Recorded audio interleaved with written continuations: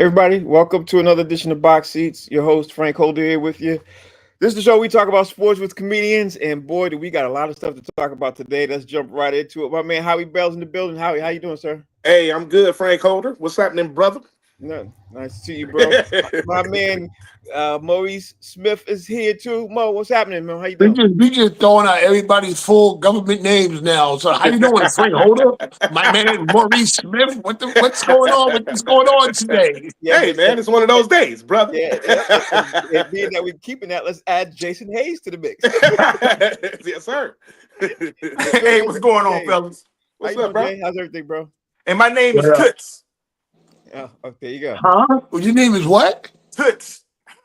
Toots. No government name out here. Just call me Toots. Toots. Okay, all right. No, no. I don't know if a grown man gonna call you. Yeah, that sounds a little zesty. I'm Jamaican, bro. Jamaicans use that. Okay, there you go. Okay, all right. Nobody. Yeah, man.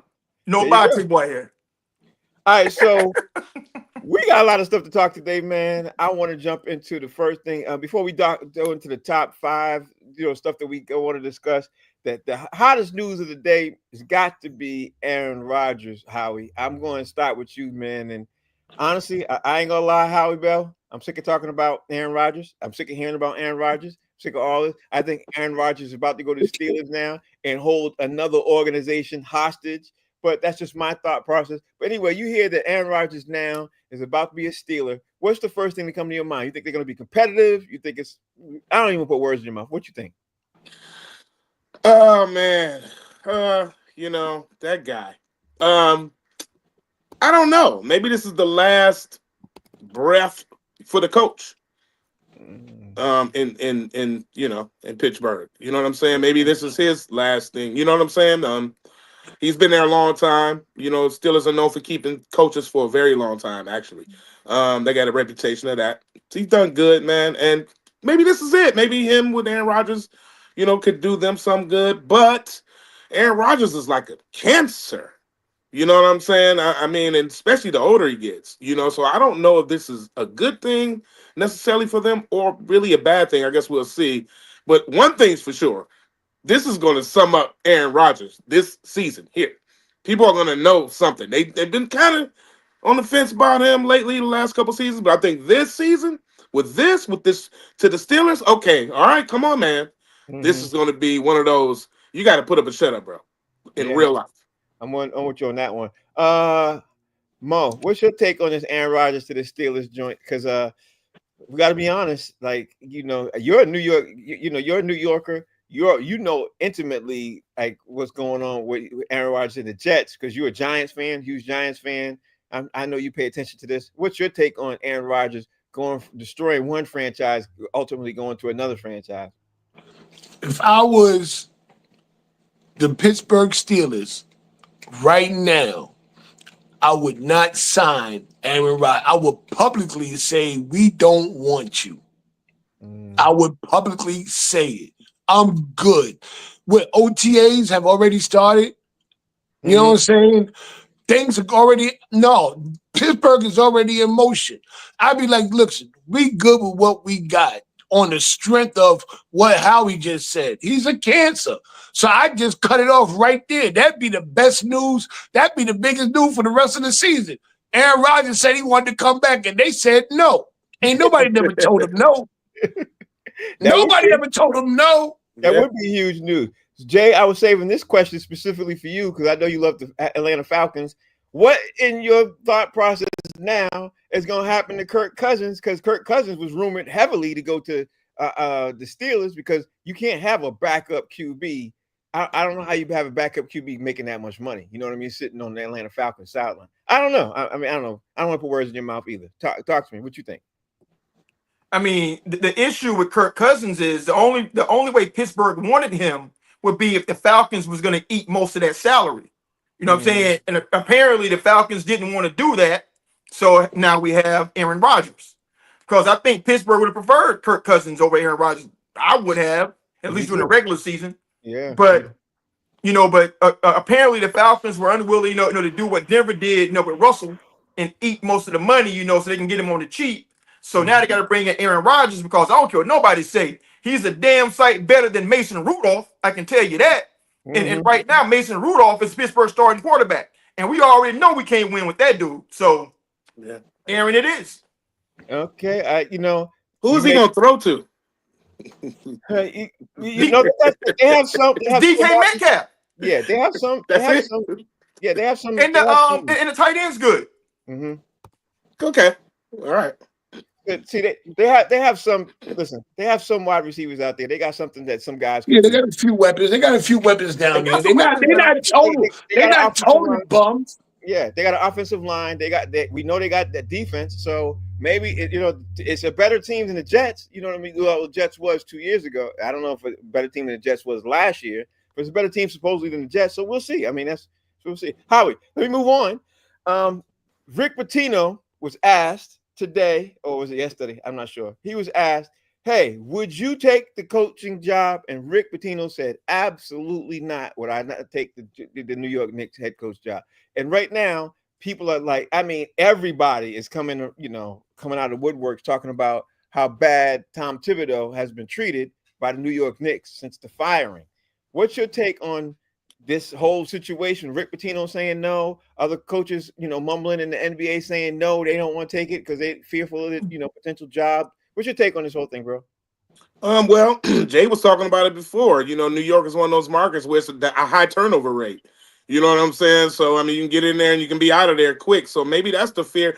Maybe people want to tarnish their reputation or go somewhere where they don't feel like, it's going to be good follow through. Maybe they don't feel like they're going to have some control, you know what I'm saying, in picking and doing things, maybe they don't feel like they can hire guys in the head office to help them out. You know what I'm saying? Maybe the Knicks got an internal problem.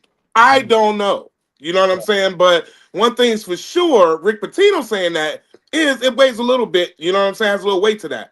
But who knows, man? I think New York needs to sit back and they got to figure it out, or they're just going to be just one of those, franchises that just won't win.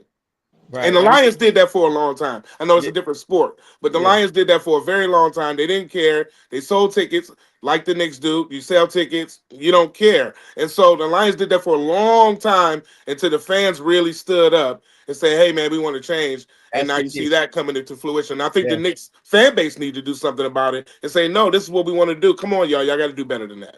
That's the key. You just said the fans stood up. Mo, you're a huge Knicks fan. Talk to me on Rick Pitino saying absolutely on the Knicks job. And the Knicks and rumored to talk to a couple people, but a couple of people are taking their name out of the hat before they even get asked because they're so fearful of, not being able to deliver and then ultimately getting fired. What's your take, Mo?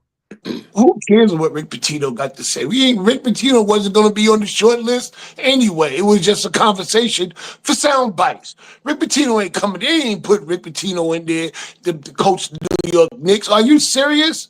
No. Hell no. Rick Pitino? Come on, man. For real? You act like Rick Pitino's a horrible coach, Mo. Like, no, I'm not saying he's a horrible coach.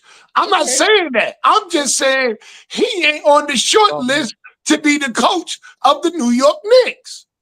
So of course he gonna talk about no, I don't want the job because you wasn't gonna get it anyway. Okay. All right. Okay. No, I don't know. I think they would have asked him. I ain't gonna lie. I think he would. I think he would have. No. All right. Okay. All right. So, what's your take on this, Jay? Because I think this is the reason why I brought up the question, Jay, and I'm gonna throw it out to you. There are a lot of people who are coming forward saying, without even being asked for the job, that they don't want the Knicks job. You know what I mean? What's your take on that, man? You're a New York Knicks fan, so I know you got a thought on that. To partially quote the great Mark Twain, there are lies and damn lies. Okay? Rick Pitino and all these other coaches out here telling damn lies. Rick Pitino would take the Gatorade boy mixing job to get close to the head coach's seat, bro. He telling lies. They already know the Knicks want Mike Malone. They know that. They fired Tibbs to bring in Malone because Malone just won a championship like 2 years ago. He's a proven guy. So they know they ain't being asked. So they can say, I wouldn't want it anyway. You know what I'm saying? To kind of save face because, like Mo said, we already had Rick Pitino, bro, in this city. We already know he couldn't cut it. He ain't do nothing with it. We don't need that dude back, bro. He's up out of here.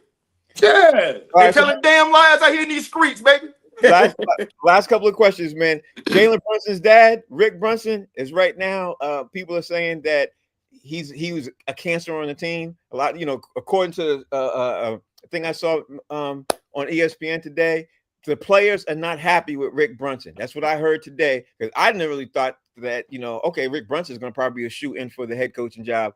Players not happy with Rick Brunson caused turmoil on the team. What's your take on that, Howie? Hey man, I don't know. Whenever the players ain't happy with you, I guess you're done. You know what I'm saying? I mean, how can you coach some people that are uncoachable? You know what I'm saying? If you know what I'm saying, what can you do about it? So I guess that's my quick take on that. You know what I'm saying?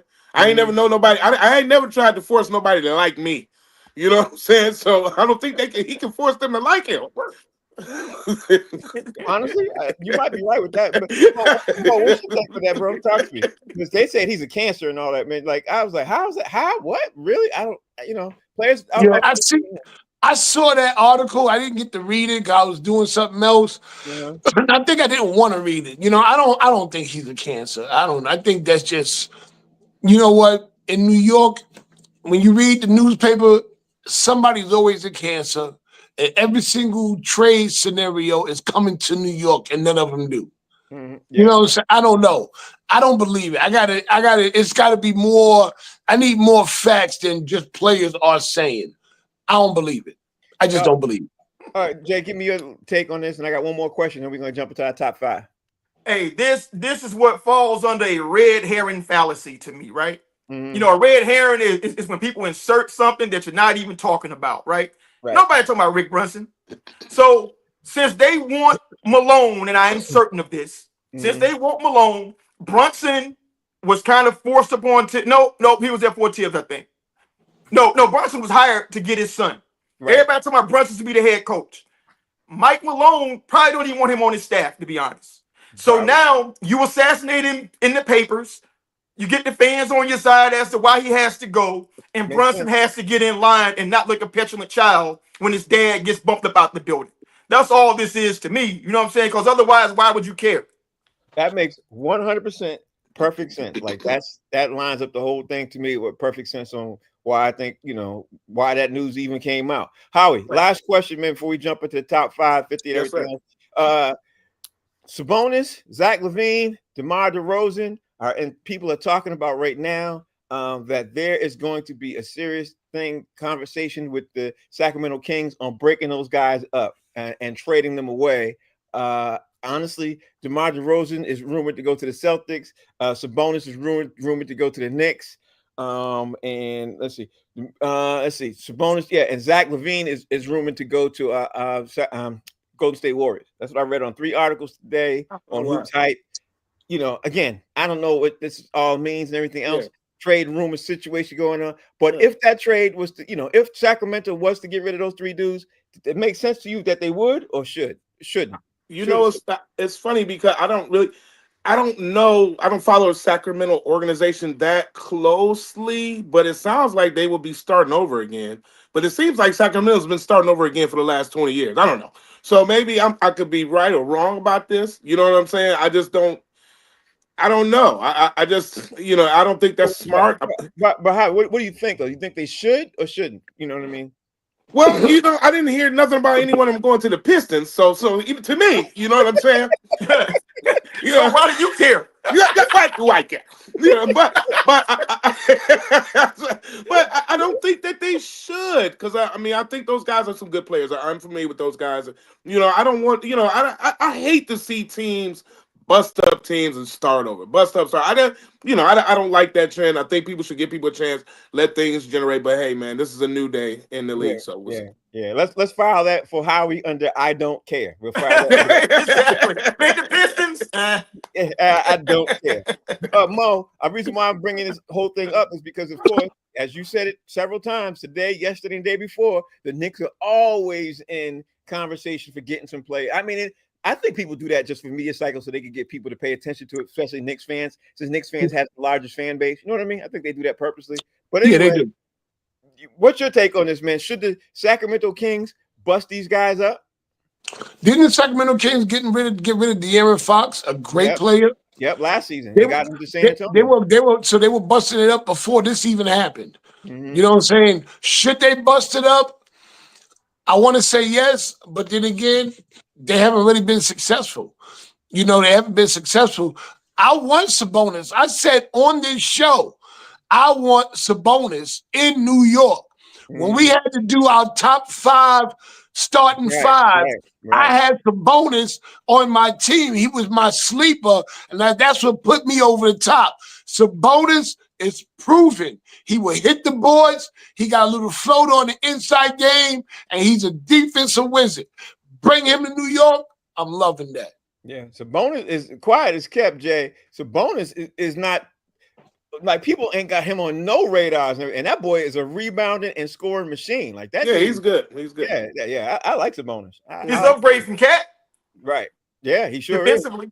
Yeah. So let me ask you this, man. Do you think the Sacramento Kings should break him up? And if they break him up, do you have any ideas where you think that they might land, Jay?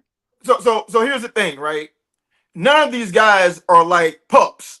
You know what I'm saying? So all these dudes looking for max deals and they're paying a lot of money already and they ain't going nowhere, bro. I mean, they fired the coach last year. Right. So why are you paying all this money to veteran players when you can just move them out, you know, and just try to bring in younger players or acquire draft picks and do what OKC did?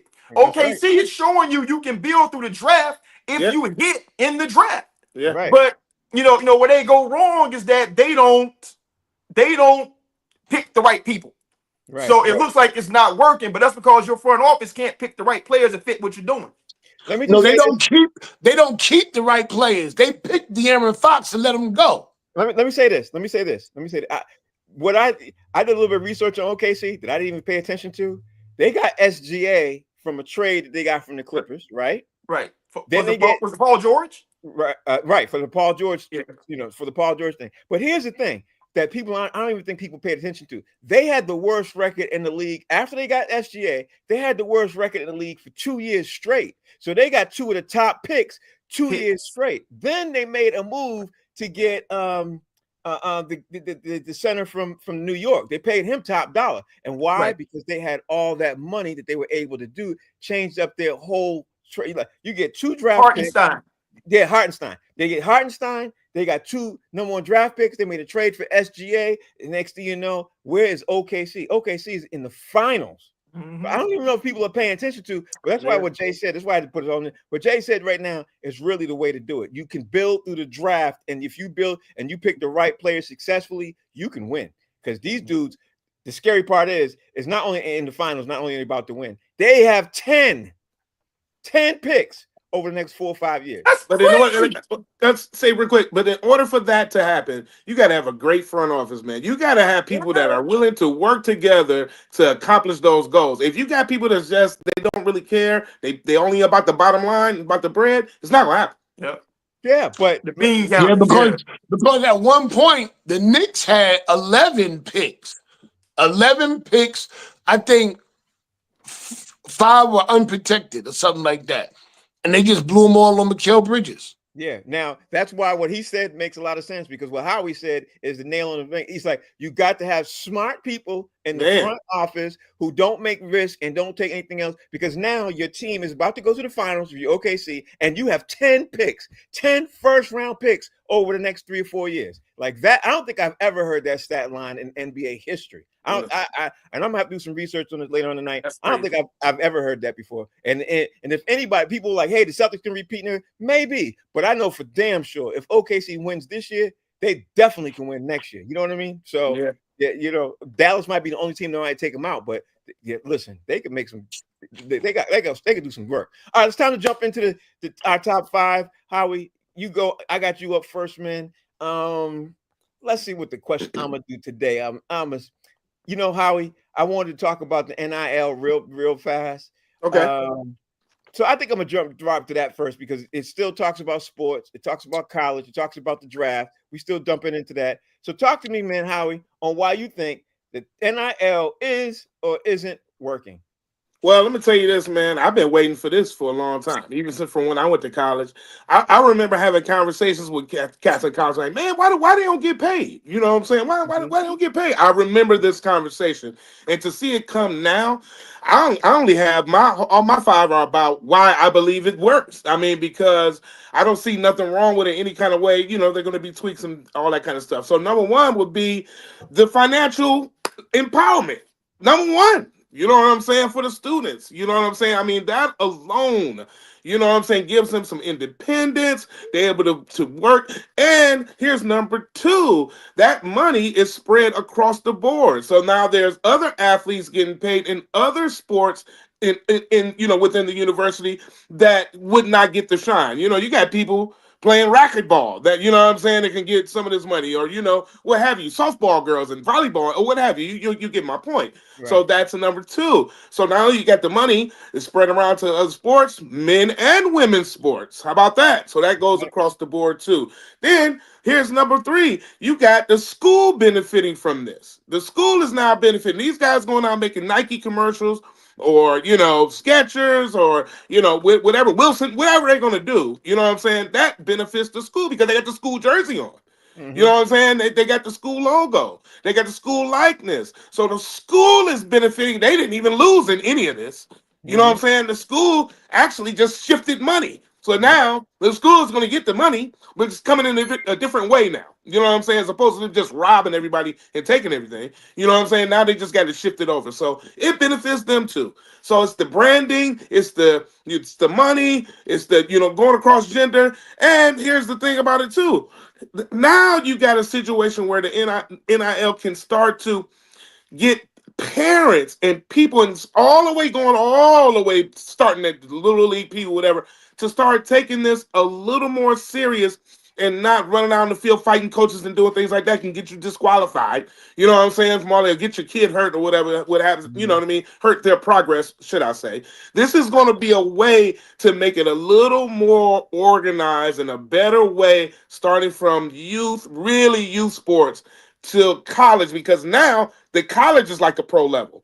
And so that's going to enhance everything and tighten up the ship when it comes to sports, especially youth sports. And I love it. I love the fact that they're starting to make money. These universities have made trillions of dollars off the backs of these athletes, which are mostly black, and they've made a lot of money for a very long time. I don't have nothing else but good things to say about NIL. Tell it, Howie. Tell it. Okay, Mo, talk to me on your top 5 reasons why NIL is or isn't working.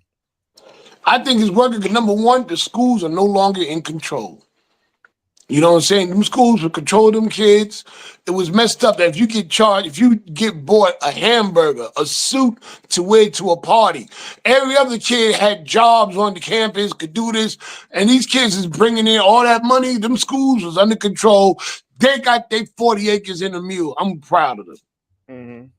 The old boys club is gone. It's gone. You just can't you just can't live off of we Kentucky, we Nebraska, we Alabama, we whoever, and that's it. You know, either you come play for us or you're doomed. It's gone. Mm-hmm. It's gone. Athletes are able to help their families. You know what I'm saying? Because like Howie said, there's a whole lot of fall-off money that comes from, we only hear about the kids that are making the millions. Yeah. You know, $1 million here, $1 million there. So there's a lot of fall-off money. There's thousands of dollars that are helping kids to send, you know, helping families, kids are sending money home. Listen, you know what I'm saying? They don't have to be living like that no more. And even the college equipment manager can get paid. Mm-hmm. Yeah. When I seen that kid, what's the call? Wait, I got his name written down. Amir Khan. Mm-hmm. He brought out the boombox with his team. He getting paid off of that. Mm-hmm. So if you got smarts, this generation, they know how to lock in as far as it's still a social media type thing, but it's just on a different level. If you know how to present yourself with basically, in a comics turn, you got a good 5 minutes right now, make it roll. That 100%. Jay, And wait a minute, my last one. Oh, I'm sorry. I thought you were done. Okay, go ahead, Mo. And my last one is keeping kids in school. You know what I'm Mhm. saying? People, not everybody is NBA, NFL, or whatever sport you play ready. Not everybody is gonna make it. You know what I'm saying? A lot of y'all need to keep your asses in school because you ain't ready for what goes on in that professional sporting world. So get that change and get that degree. I like your picks. I like your picks. We're kind of saying the same thing over here. Yeah. You know what I mean? We're kind of saying the same thing. But Jay, talk to me. Tell me why you think it isn't working. Because nobody. I got reasons why it's not working. So I'm waiting for somebody else to Oh, see. me too. Okay, I'm waiting to hear what you got to say. Go ahead. Yeah. Well, one, I'm gonna start at number 5. It's working because players are no longer forced to starve or risk being thrown out of school because somebody off the university's approved list bought them a sandwich. You know what I'm saying? See, Right. most people don't know this, man. Like That's true. until recently, if you were a Division I scholarship athlete, you were not allowed to even have a job. That's You right. can even work a part-time job. So every university isn't Auburn or Florida or Texas. You know what I'm saying? You know, that's all that's all NCAA programs. You're a full scholarship player. So dudes are literally starving out here and they couldn't take a sandwich from somebody without being thrown out of school. So for me, that works. Number 4, you know, what I don't like is it kind of ties in with the transfer portal. What I don't like is the continuous free agent thing, right? Like players can just come and go no matter what. I mean, like the school can give them 3 million this year, another school offers them 3.5 million, and they out of there. And the school has no protections against that. You took mine, Jay. That was mine. You know what I'm saying? Yep. And so, you know, so people always say, well, your coaches do it, but guess what? If a coach does it in that coach's contract, there's a buyout built into that. Right. Where the school gets compensated if the coach leaves. You know what I'm saying? They just, I mean, like these players, it's the wild, wild west right now. And it's even tougher now because you're talking about kids who probably attended 4 different high schools throughout their high school career. So they're already used to just picking up and going, you know, to the greener pastures thing. Number 3, it has freed players up from the plantation, right? Because once you sign with that university, they owned every aspect of you, including your name. That's You know what I'm saying? Like even if EA Sports called you to put your name on a college football game, you couldn't take the money. The school could, and they did, and you saw nothing because they said a scholarship was enough for you, right? Part of those trillions. Yeah. Exactly, literally trillions, right? Mhm. So they got, you know, player mobility. So I like them being able to move and not have their futures held by the university or the head coach. Number 2, what I don't like is brought a lot of ancillary players into college sports, meaning agents, lawyers, people seeking to capitalize off of them, and they're making it more about the business than about the college experience. These are still 17, 18, 19, 20, 22-year-olds, you know what I'm saying? And so they're getting, I think, too involved in the business right now to that it's taking away the college experience. I don't necessarily love that part of it. And then number 1, for me, kids who would never, I mean, why I love it, kids who would never be good enough to go pro, they got a chance to get a head start in life. They're gonna make 200 to like $2-3 million. They gonna get that free education, that free degree, and they got a nest egg to start their lives out on the right foot. And I love that. Man, you all gave some great points, but you missed a couple. You know what I mean? You missed a couple. Right. Not saying that. Listen, there's so much. We could do a whole episode. That's what's crazy about NIL. Yeah. We could do a whole episode Right. on NIL. Here's one thing that why it's an honorable mention. Here's one thing why I don't like it. It's literally happening this year. We have right now 7 people who were supposed to go in the draft who opted out to go in the draft. So now, if you have an NBA team who had a certain person circled, and now that person, you know what, I'm deciding to go back to school, you know, they can. And now you as the NBA team, if you're in the 3rd, 4th, 5th, or let's say y'all in the 15th slot, and you sitting there saying, okay, I have my eye on this guy, and he decides to go back to school. Now you got to scramble and figure out what else other guy you're going to have, because we all know how the draft goes. Most of the time, where players are supposed to go, they go, because you see from 1 to 15, these guys are really good versus you know what I mean. Like if So Frank, let me say, I know you're doing. Let me say this, Frank, real fast to interject what you just said.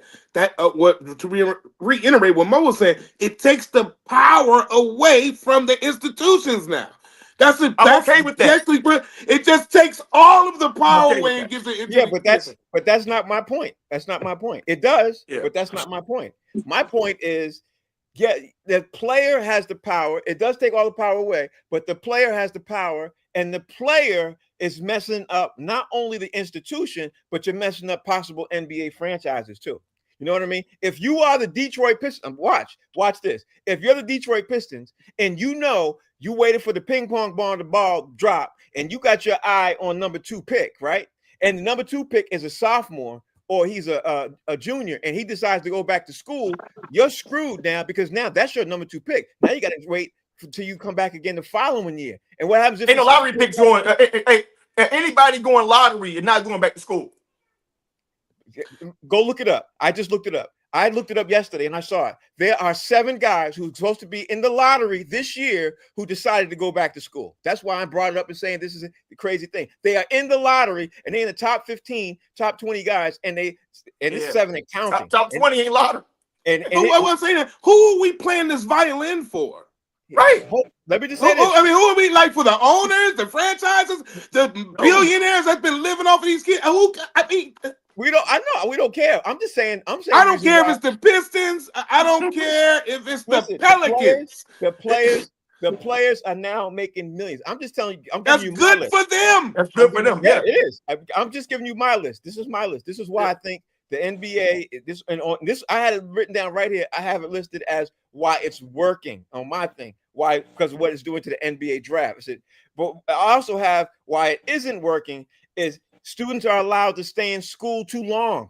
You know, like they're staying in school for 5, 6, 7 years. You know what I mean? But this is the last year of that COVID exemption, though. They go back to normal. Yeah. Hopefully, but it's still not approved. That 5, 6 years. But anyway, my point is, it's right now, as it is now, as it's standing now, kids are staying in school too long. Yeah, that's number 5. That's why I ain't like it. Number 4. You may bring fairness. It brings fairness to school conferences, which is the reason why I think it is working. It brings fairness clear across the board, because now players can pick wherever they instead of, like how we said, instead of going over here because you got no choice to go to Duke or Auburn or you know what I mean, or UConn, a big name school. Now you can sit there and say, if I go to a small school and the school has 200,000 students and I'm the number 1 dude and I'm getting $10 from every jersey, I'm gonna be the man, and I'm gonna be a millionaire by the time I'm a senior. Great economics. Yeah, that's what it is. So number 3 for me is, like I said, is athletes can stay in school longer, and sometimes it is working for them because the athletes are choosing to stay in school. So this is one of the things where it can work and it can't work. But for me, the biggest thing, that reason why I don't like NIL, and I'm not really that big on why I don't like. I just wanted to write it down to say that is it's too top heavy. It's very too top heavy. If you have a guy who comes in and this guy is making millions and millions and millions. And how about that guy way in the back end of the bench? You know what I mean? I think they should spread out just a little bit more, spread out that little gravy a little bit. Not saying that they don't, because they do. I think it'd be just a little bit fair if they spread it out a little bit more. That's all, But I love it, though. Honestly, I love it. I love NIL. I love everything about it. I love where it's going. I love the direction it's going. I just don't like the Sharks, but that's what it is. It's the business we're in. That's what it is now. Yeah, that's what it is. And it's real life. You know what I mean? Kids can stay in school and get paid. So I'm all over for that. Howie, we got to switch things up, bring it a little bit light here and everything else now. So because we did the favorite rap quotes, we got to finish those, bro. We got to finish those, bro. So Howie, the red, the black, and the greens where you left off at, bro. Yeah. This is protected. I had to bring that back. It's called that. The red, the black. All right, so that was on there, man. But you know what? I gotta get. I like hip hop. I'm a hip hop fan, bro. So my hip hop range is just far. It goes a lot of places. I could take you here, there. I was on, LL Cool J's Rock the Bells radio this morning. Anyways, and I forgot about bonk, chicken head. Bonk. That's got to be one of Project the top. baby. That was a cultural hip hop line. I think Project everybody. Pat, baby, what you know? Project Pat, baby. You know, 3-6 Mafia, Project Pat. Hey, listen, hey, that became a term, chicken head in the hood, because you know what I'm saying? Yeah. That was a cultural term at one time. I gotta go soft a little bit here, but it's good. It's still soft, and these are my boys. But sorry, Miss Jackson. I am for real. I mean, it's a little soft, but you gotta know that every time it comes on, you're gonna sing it. And that's a great hip hop quote, man. You know, I'm for real. I'm sorry. I never, meant to do your dog like that. I apologize 1,000 times. Great guys. Great song. I had to go with I gotta go with this right here. I gotta put some Detroit in there. You know what I'm saying? I got to do that. And this coming from a New York guy. You know what I'm saying? Hey, my Detroit players. You already know that. I ain't gotta say nothing else. You know what I'm saying? Hooligans in Brooklyn. Gators, my Come Detroit on, baby. players. Yeah, baby. Pink Gators. All right. So I got to put that in there. And man, I guess gotta say my number one quote, because it's gotta be mine from the kid, is bass. How low can you go? Death row. What a brother knows. Public Kennedy, baby. That's gotta be my number one. I got many. I got thousands. But Yeah, I knew you got thousands. This was kind of hard. Yeah. This was a hard category. I'm sitting here like I must have raced like 50. You can do this once a week. Yeah, we good. Yeah. We good. Go ahead, Mo. Give me yours. Listen, I just scribbled one out while I was sitting here listening to Howie. I rock for the low cash. He said, I rock for the low class, for low cash, the broke ass, even rock for trailer park trash. That's my man, Method Man, in the Symphony 2000 with EPMD. That was my song. Yeah. He said, check this one out. You got stick-up kids, corrupt cops, and crack rocks, and straight shots on the block that stays hot. Cream, baby. Cash rules everything around me. I don't know. I wasn't really humorous with this one. I kind of got deep into it. And then the one I did the other day, the people's highest up got the lowest self-esteem. The ugliest, the prettiest people do the ugliest things on the road to riches and diamond rings. Kanye West, baby, all falls down. Number 2 is my man, Jigga Man, my top MC of all time. He said, one day I prayed to you and said, if I ever blow, I let them know the stakes and exactly what take place in the ghetto. Promise fulfilled, but still I feel my job ain't done. Cough up a lung where I'm from. Marcy, son, ain't nothing nice. And my last one, gonna be Jay-Z again. And I think this one here is like the dopest intro to any song. He said, if I shoot you, I'm brainless. But if you shoot me, you famous. What's a nigga to do? And that's true. That's true. That's true. That's very true. Jay, give me yours, bro. Number 5 for me, I'm going with the great Bushwick Bill. He said, but if it don't make dollars, it don't make sense, man. You know what I'm saying? Yeah, that's true. Okay. Number 4, I like big butts and I cannot lie. You other brothers can't deny. Damn, I'm mad I didn't think of that. I was like, damn, why I ain't think of that one? Hey, Howie, when a girl walks up in the place with an itty bitty waist, put that thing in your face, you get sprung. Baby got my favorite lyrics ever right there. Hold on. Did y'all see how Jay did? Jay went like, y'all peep that? Y'all know, baby. Y'all know what I'm talking about. Number 3, I'm gonna get, like this was poignant. Tupac said this and keep your head up. He said, it's funny. They got money for wars but can't feed the poor. That's real spit. Sure did. Number 2, I gotta go big. 10 crack commandments. When he said number 7, this rule is so underrated. Keep your family and business completely separated. He said, in blood, in blood don't mix like 2 dicks with no chick. Wind up in some serious shit. That's right.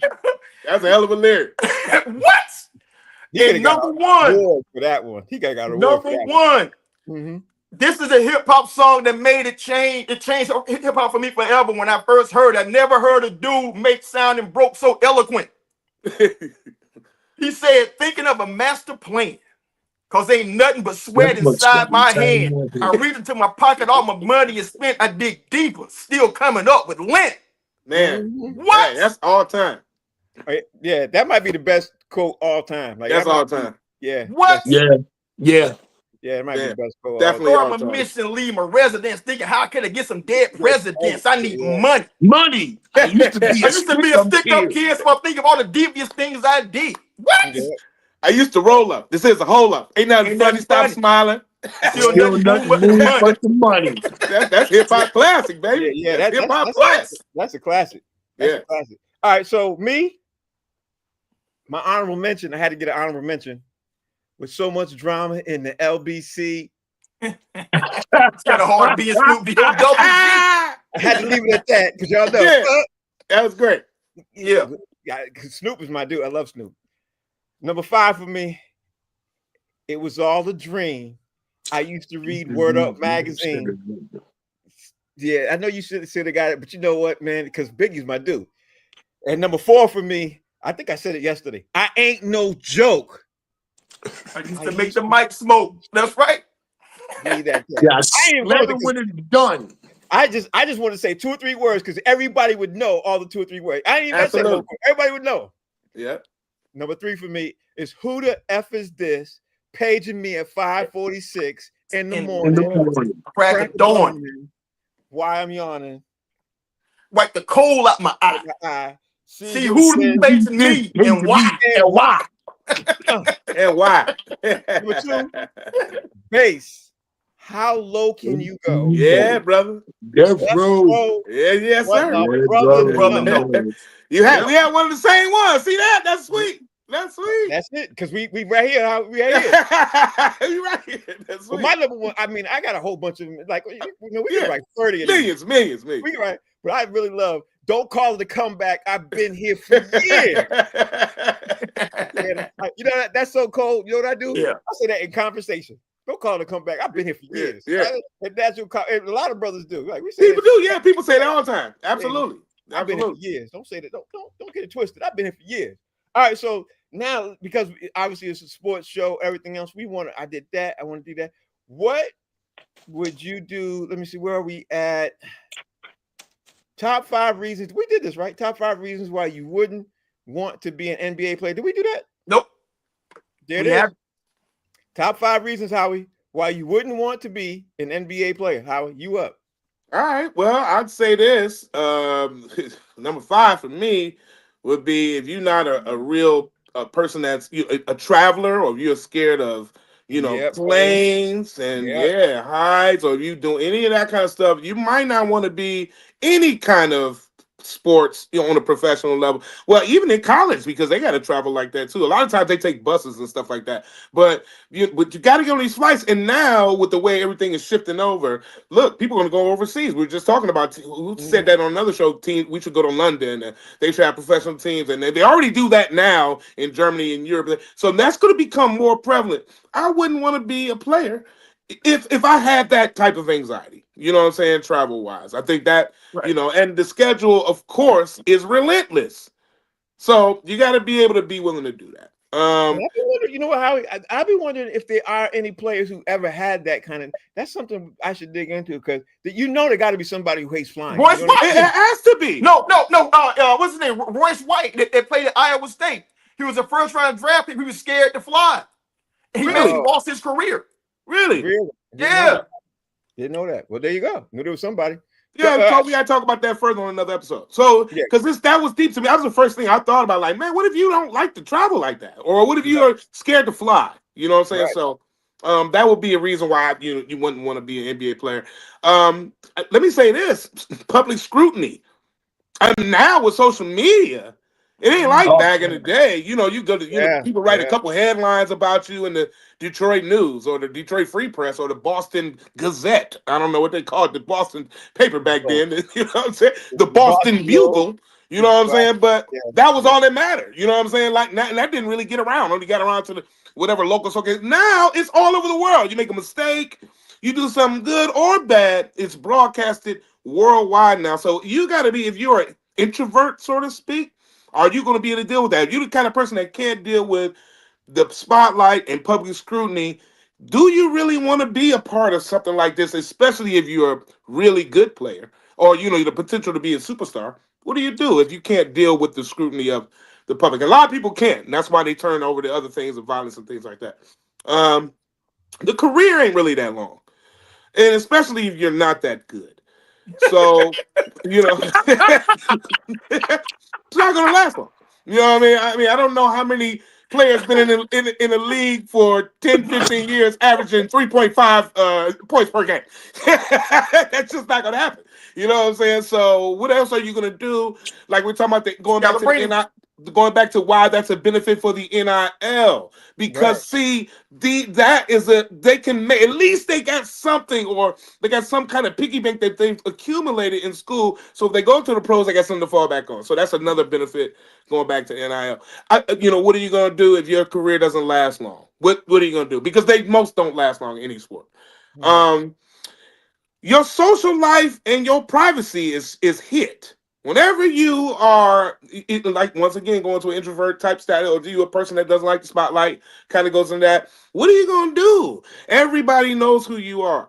You know what I'm saying? And then now you can't really kick it with a girl. You got to worry about if she liking me just because I'm this. And I think a lot of those guys, man, date the same women too. That's the weirdest thing in the world to me. Yeah, they all circulate somehow, these same women.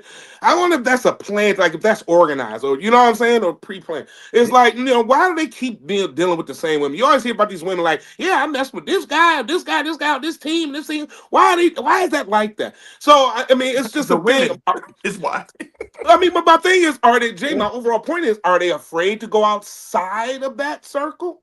You know what I'm saying? Because is it a fear that's put in them? Like, don't go out there because this woman gonna do this. Stick with this group of chicks. You know what I'm saying? I don't know. It's a weird thing with that to me, man. And the last thing I would say is, after your career is over, after everything is all said and done, can you deal with the fact, even if you're a superstar or not, long career or short, can you deal with the fact that now you're not in the spotlight anymore? Everybody is not going to be able to do commercials. Everything stay active like that. You might still have some bread, but you may not be in the spotlight anymore. Can you deal with being up and then coming down?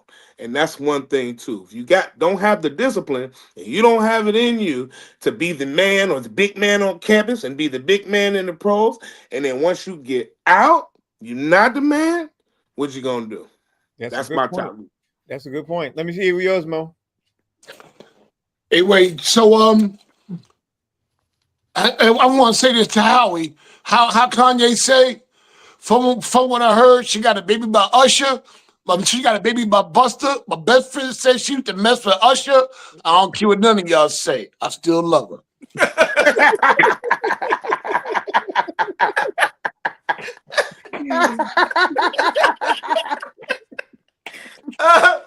That's how they roll. And number five is the Thieves. I never forget, I was doing limo service. I had to pick up a bunch of Patriots, Sean Jefferson, Chris Carter, and Vince Wilfork. This was years ago. And they were talking about how, don't nobody know how much I make as a limo driver, but as soon as they sign the contract, the whole world know how much they make. And they always got to be on the lookout for people just trying to take their money. That was the biggest thing they talked about. Gold diggers. Oh, man, they come everywhere. Listen, I'm not even a famous comedian. I'm just local. And I had chicks trying to run up on me, thinking I had money. I'm at the store spending food stamps. I ain't got no money. Leave me alone. You got any money? Family just start coming out the woodwork. Cousins, aunts, people you don't remember. If they gave you a sandwich when you was in high school, they feel like you owe them $10,000. When I was, you was coming up playing ball, I was there for you. You gave me a peanut butter and jelly sandwich one day. When I was there for you, give me $20,000. No. I don't care what y'all say. Baby mama drama. Mm-hmm. The baby mama drama. Look at Dwayne Wade before he got. Remember the whole thing that he went through with his. Look at Shaq with Shawnee. You know what I'm saying? With her, with what she was doing, and she cashed in with a show called NBA Wives, and none of them was married. They were either divorced, either they were divorced, separated, or girlfriends. Nobody was a wife. Right. And number one reason I do not want to play in the NBA because I might wind up on the Wizards. Wow, that's low. That's low. Where's my? I thought my man was gonna be here. We wrote this. I thought old boy was gonna be here. So I wrote that. I hope he watching this. I do not want to play in the NBA because I know eventually I just might wind up on the damn Wizards. Somewhere stuck in the streets for weeks off leak, smoking that boom. Yeah, but you know I'm what? on the Wizards. One reason that you would want to play in the NBA, though, Mo, is that you could land on the Knicks too, though. You know what I mean? Being a player, on the Knicks, you know. Yeah, I could. But then they all get shot to hell. Me in New York with a multi-million-dollar contract. Shit. I know. You done? You got that was your list? That was your list? That's my list. All right, Jay, give me your list on top 5 reasons why you'd want to be an NBA player. Yeah, real quick, Mo. Sean Jefferson went to my high school. Oh, yeah? Yeah, along with Brian Dawkins and a few others. Okay. So, number 5 for me, I'm a person who just, I mean, one of the reasons why I love New York City, I like being left the hell alone, right? I like to be able to walk the streets and nobody give a damn about me or what I got going on, bro. New Yorkers do not care, bro. No, they don't. Son, I saw Jerry Seinfeld on the subway, bro. Nobody asked him anything. He was a regular person. Nobody gave a damn. You hear me? Yeah. So for me, the loss of anonymity, because as an NBA player, like, I mean, one, most of them tend to be like 7'8". You know what I'm saying? So you can't miss them in a crowd. So that loss of anonymity would really make me not want that job. I like to be able to go out my house and just walk the street and be left alone. Number 4, I'm gonna say the constant travel, like being away from the family. You know what I'm saying? You know, for like weeks at a time, you know, like not seeing your kids, you know, for like weeks, and then you're home for a couple of days, then it's weeks again. So your kids are growing up. I mean, you and your wife really don't, you know, you're not really connecting the way that you could because you're not spending that time. Which leads me to number 3. The plethora of groupies throwing that meow at you, boy. Oh, man. Ooh, boy, you gotta be a real zigzagger, bob and weaver. You know what I'm saying? Which is why all these dudes end up divorced with a rack of baby mamas because you can't run that fast. You can't run that fast. Now, number 2, I'm gonna say most. I mean, like data shows this. Studies show that taller people don't live as long. So I don't want to be 6'10" and drop dead at 57. You know what I'm saying? I'd rather ride out to 86, 87, 90. You know what I'm saying? But the taller you are, the less likely you are to have a really, really long life. And number 1, I would always wonder, because of the money, I'd always wonder why the people around me are really there. I'm not sure I could ever trust anybody in my life that did not know me before basketball. Like anybody that showed up, I would always have a question mark in my mind. Do they really love me like that, or do they really care, or are they here for what they can get out of it? And I'm gonna piggyback on you real quick before I know Frank. The problem is a lot of brothers think like that, except for when it comes to the women, which you already know. Which is crazy. They trust the woman that they never met before their whole life. I don't care what none of y'all say. I still love her. and that's why you'll be poor. Turned up. and he'll be happily poor while she While she drives. I'm trying to be Travis Hunt out here, bro. Hey man, with no prenups, And she got a bad resume before you even married. You know what's scary? You know what's scary is why y'all saying that. The player that came to my mind was Travis Hunter. Like, I really feel bad for that dude. He married no prenup. Yeah, and the girl literally told you before she got, like, she wasn't even interested in him. Now all of a sudden she's interested in him. Like, I want to shake that dude. I want to shake some sense into that dude so bad. Man. You know. All right, so my 5, I'm gonna go through them real fast and looking at the time, man.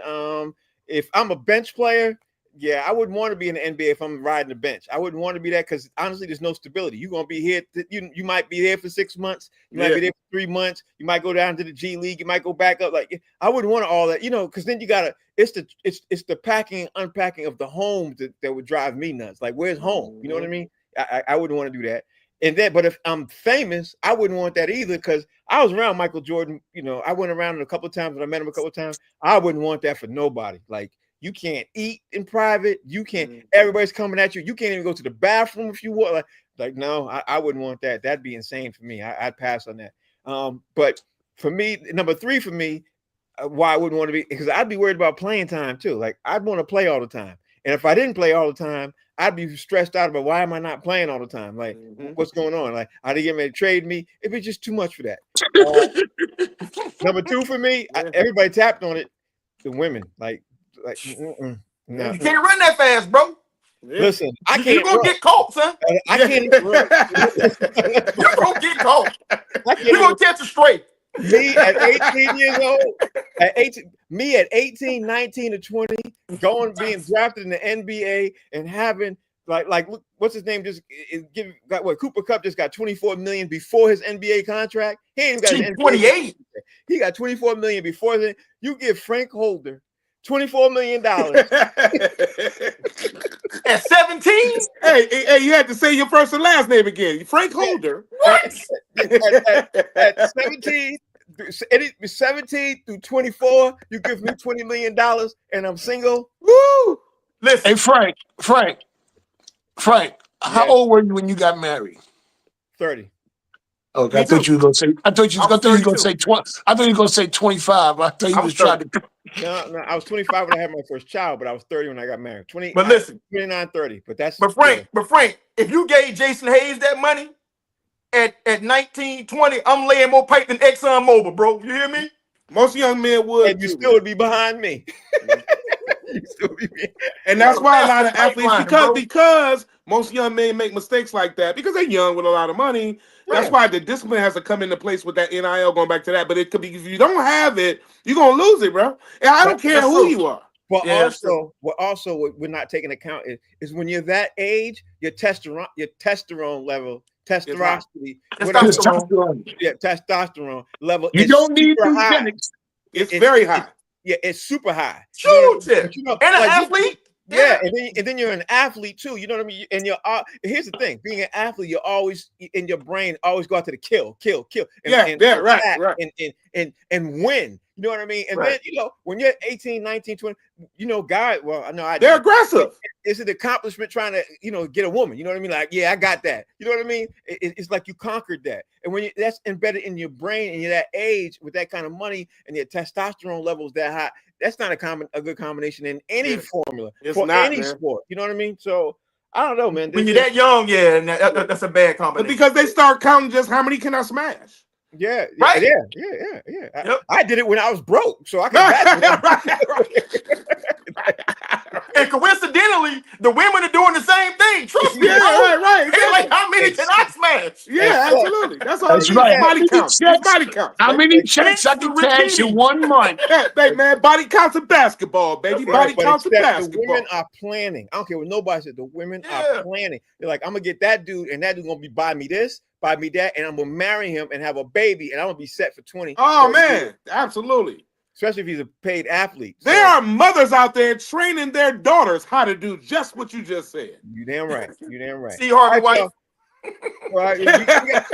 We gotta get ready to roll up out of here, y'all. Thank you all. Y'all are watching. The show's called Box Seats. How we belt everybody out there how they can follow us, man, and how what you got going on. What's up in your? Just tell everybody. Hey man, listen, you won't find me in a hot spot giving up no money for that ass. I tell you that much. Where you won't find me. I ain't got enough comedy money to go around anyway. And you're All I got married. enough is for me and this family. That's it. I ain't got nothing else. And listen, if you don't throw me up against the wall and snatch my pants down, I don't think I'm gonna ever cheat in my whole life. Good response. You gotta snatch me up and grab my neck and do all kinds of stuff. But Howie Bizzell, HOWIE BIZZELL. This has been a funny episode. Howie Bizzell, you can always find me, man. And listen, I think I'm gonna be at U of M. I've been waiting for the confirmation this weekend at the University of Michigan. It's a festival outside. They want me to do some hosting job for them this Saturday. I'm looking forward to that. There it is, my man Mo. Tell everybody out there what you got going on, how they can follow you, bro. Tomorrow, like I said, I'm in Old Saybrook, Connecticut. And I said last time I was with Lenny Clark, I made a mistake. I'm with Steve Sweeney. Steve Sweeney is a Boston legend, one of the first so I'm featuring for Steve Sweeney. Tomorrow night I'll be in Old Saybrook, Connecticut. I doubt if anybody listeners live in Old Saybrook, Connecticut. But if you do, bring your ass on down there. We gonna have it popping and cracking, baby. There it is. And filmmaker Jason Hayes, talk to me. Hey Mo, you know what's wild? My kids went to summer camp in that area for like a lot of years, so I know exactly where that is, and it's not far from New London. So there's some Negroes out there. Trust me. Yeah. How can they follow you, bro? Hey, follow me at JD Hayes at fan base, and I'm out here, man. You know, hey, I'm writing right now, man. Just sit tight. I got some things coming. There you go. And thanks to White Chocolate for filling in the background for me and everything else. We got to get ready to go up out of here, man. Box Seats is the name of the show. We will be back on tomorrow at 5 o'clock. And if I forget anything else, man, just follow any one of us. We appreciate you all. Thank you all for watching. Thanks. Peace.